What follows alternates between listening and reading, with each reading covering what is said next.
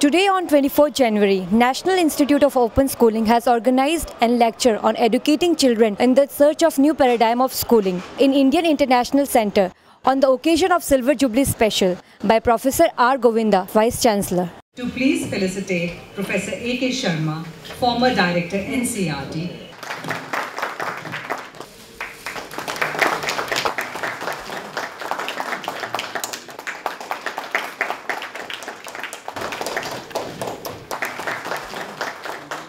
Director Academic, NIOS, invited guests, officer and staff of NIOS, representative from media, ladies and gentlemen.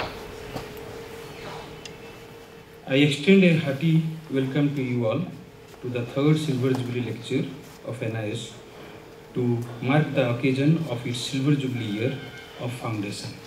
With the objective to develop an academic culture in the institute, we have decided to organize lecture series during 2013, at least one in every month, on various aspects related to school education.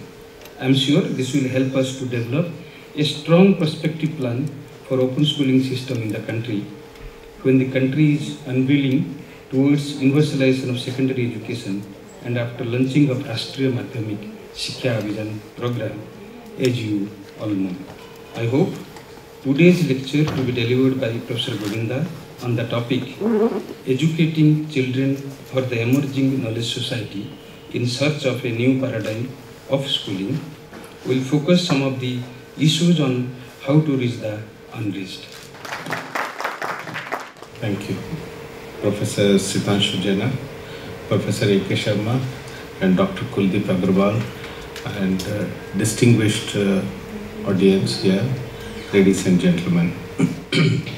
It is a great privilege for me to be here and speaking on this occasion of the Silver Jubilee celebrations of the National Institute of Open Schooling. When Father Kununkal was in the CBSE and it was started as, I don't remember exactly what was it? Open School, just called Open School. From that time onwards, I have seen it growing into National Open School and as a National Institute of Open Schooling. I think it has not only grown in size, but I think in terms of diversity and the kind of delivery that has been, and established itself as one of the outstanding institutional facility created in India for this purpose, not only in India but otherwise also. Particularly if you read a very recent book by Rudolph and Rudolph on postmodern Gandhi and other essays, Gandhi in the World and at Home, is a very interesting analysis of describing Gandhi as a postmodernist. Now I am saying this is that Gandhi was rejected at his time, his education, but today there are people who think he is not just, the Nehru considered that he was too much behind, that the world has gone ahead so much and it's not fruitful, that one of the purposes of education is socialization, introducing them and all.